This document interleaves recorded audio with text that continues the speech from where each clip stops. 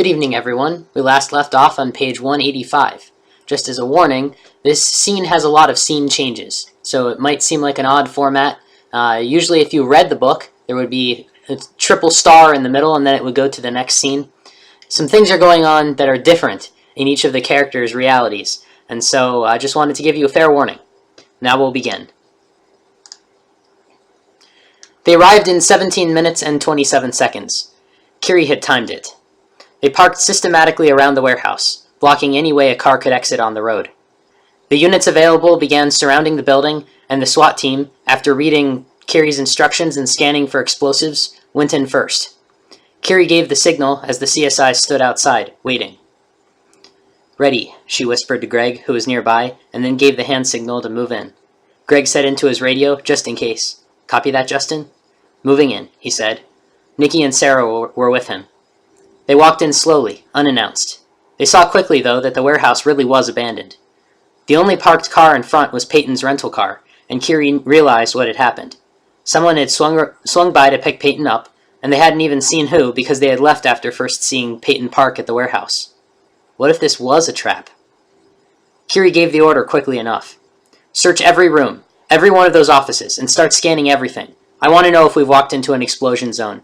And someone check out those packages in the corner. They look out of place."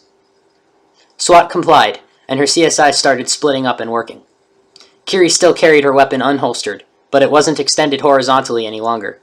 She walked around the large open space, realizing that 18-wheeler trucks would place their cargo in here for storage.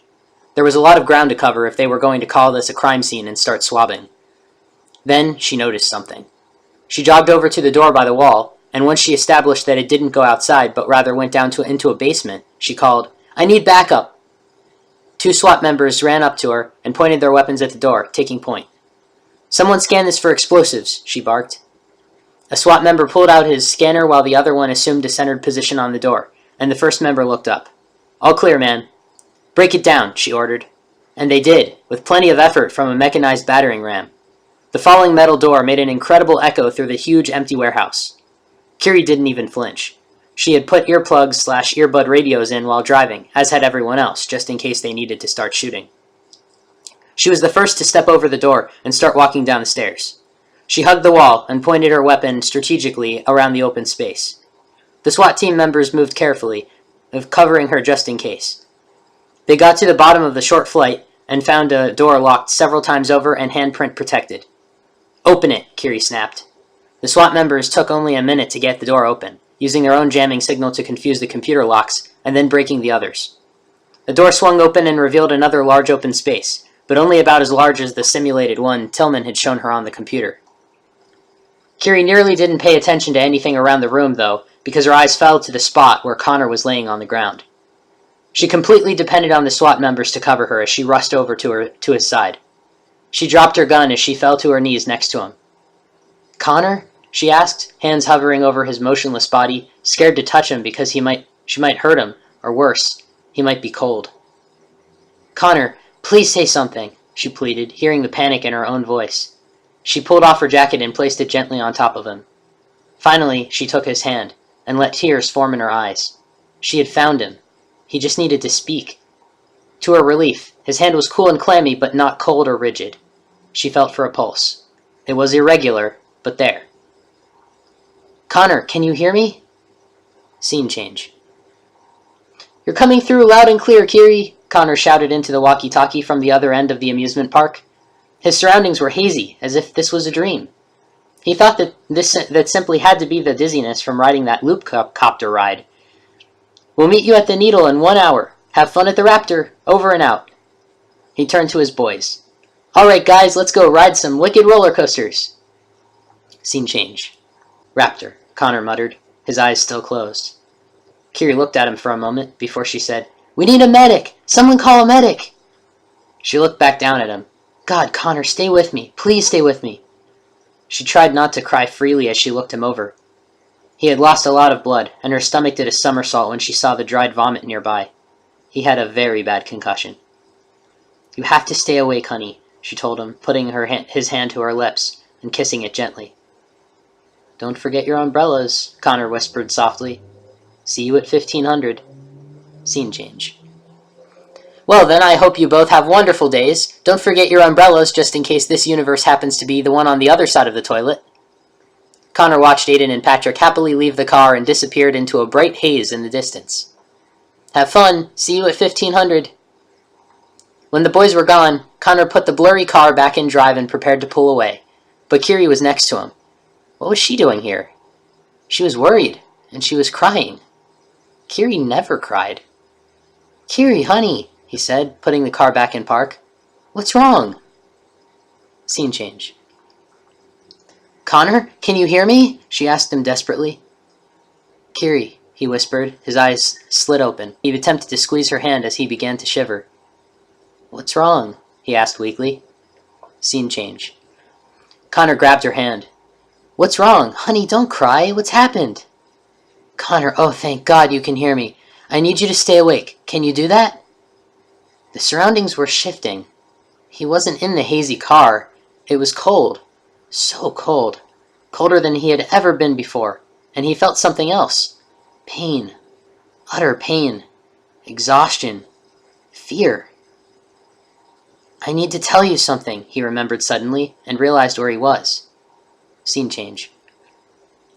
What, honey? Kerry asked, holding his hand, trying to keep control of her own voice.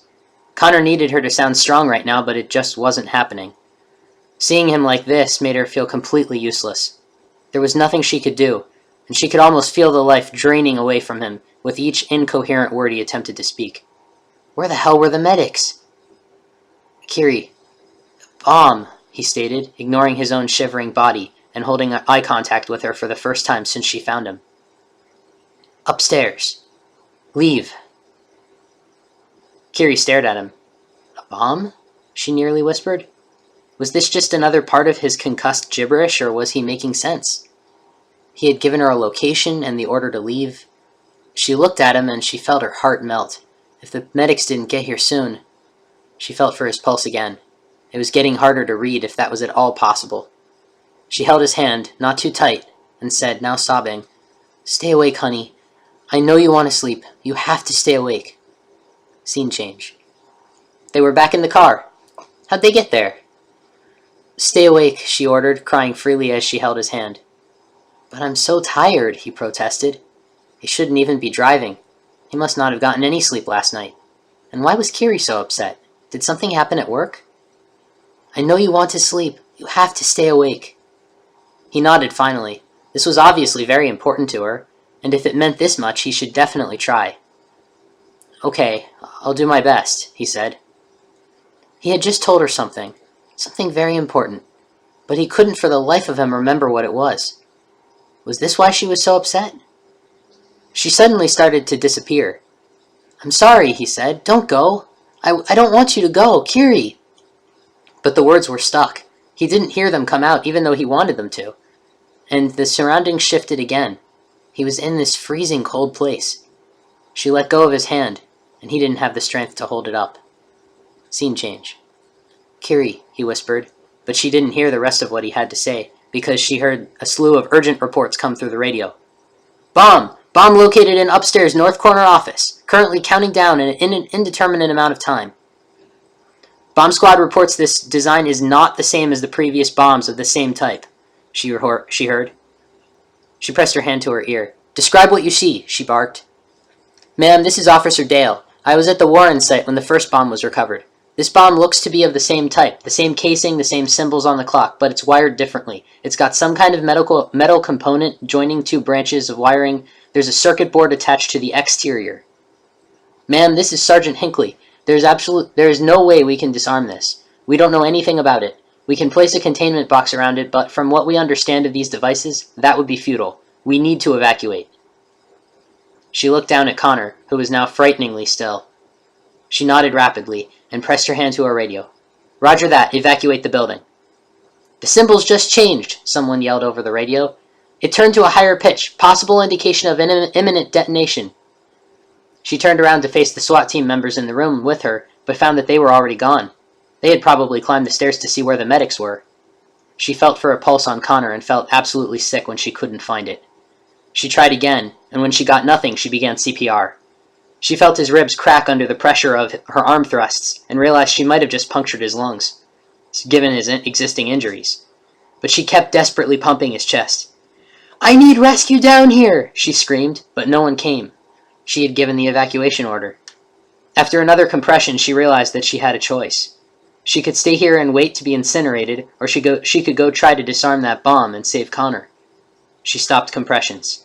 He was still, deathly pale, and surrounded with his own blood. She forced herself to run to the door. "Don't look back, don't look back," she ordered herself. She was afraid that looking back would make her run back, and she had to get to that bomb. She ran up the stairs, tears still in her eyes. She ran into the north corner office and saw the bomb behind the desk. She had no idea how to read Warren's code. She didn't know if it was on 1 minute or 1 second. She looked at the bomb, trying to put all thoughts of Connor out of her mind. But the biting guilt that she had just left him to die kept gnawing at the back of her head.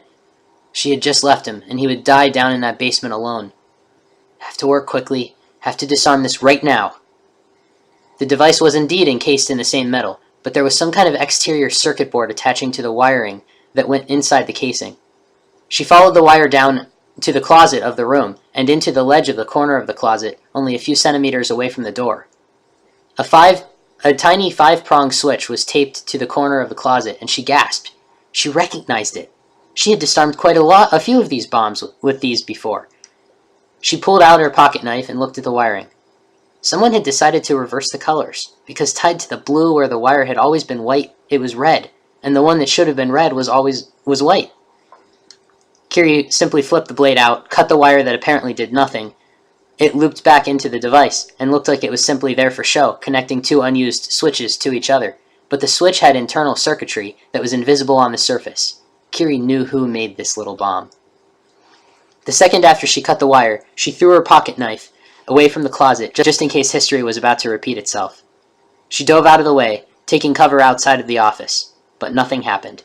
She peered back inside, seeing that the bomb was no longer lit up and that her pocket knife was lying on the other side of the filthy, abandoned office. No electric shock from the residue on her knife to trigger the detonation. No delayed reaction. She was safe. She took no time to reflect on this, but simply said into her radio as she ran toward the basement door, "Bomb's disarmed! I need rescue! Send rescue in!" She practically jumped down the stairs, taking 2 or 3 at a time and stumbling into the basement room. She resumed CPR, and a moment later the paramedics arrived. "Rescue here, we'll take over," a paramedic said, and she had to be shoved out of the way. They placed a C-collar on him, placed an automatic chest compression device over him, and an ambu bag, and a mask over his face, and moved Connor to the anti-grav stretcher, blocked his head in place, and immediately began moving him toward the ambulance. "We've got to get him stable," a familiar voice said, and Kerry only then realized that one of the 2 paramedics was Peter Sanders, who had examined Kyle and Amber earlier. We'll take off to get him to the nearest hospital. Family can ride in the ambulance." Kerry nodded absently and ran alongside the stretcher. "Connor, honey, wake up," she begged as they made their way to outside. Another medic was right behind them and carrying the gear. "Lieutenant," she heard the moment they were outside, and saw Tillman running toward her. "Are you all right? Is he all right?" "We're fine," she said quickly, in a tone that really said, "Go away." Her team was nearby and kept their distance respectfully. Tillman walked right beside her. "Is the bomb disarmed?" "Yes," Kerry answered. "I said that on the radio. You're welcome to call a bomb squad and start packing it up. Justin," she called, "I want satellite footage of who picked Peyton up after he dropped his car here. I want this entire place processed. Get started." Her team nodded dutifully and moved into action. Tillman looked at her. "I'm sorry if I upset you, Kerry, but you shouldn't have gone in without knowing more, and I'm still going to have to put that in the report." "Are you serious?" Kerry said, more as a statement than a question, as they loaded Connor into the ambulance. "I don't give a crap about what you put in your report. I'm going to the hospital." The medics shut the back door, and the ambulance hovered quickly out of the area, siren wailing. We'll read more tomorrow.